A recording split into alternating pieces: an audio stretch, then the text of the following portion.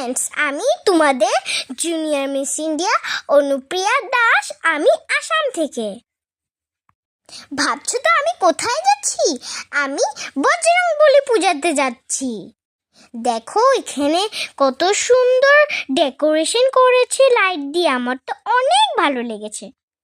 চলো চলো আমাদের বজরংবলী ঠাকুরকে দেখাই। জয় শ্রীরাম, জয় হনুমান। আর এখানে অনেকগুলো দোকান খোলাও ছিল। দেখো দেখো বন্ধুরা, এখানে অনেক ভিড়, আর আমি গুটি গুটি পা দিয়ে যাচ্ছি।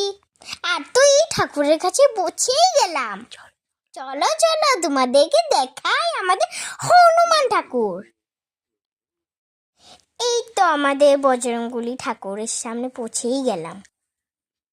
আর আমি এখন প্রদীপ জ্বালাচ্ছি।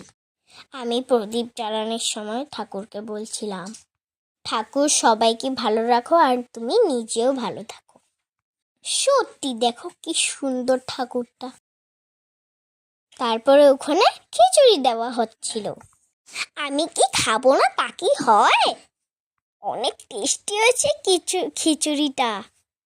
আমি এখানে প্রসাদ খেয়ে আর আমি বজরংবলীর টিকাও লাগিয়ে।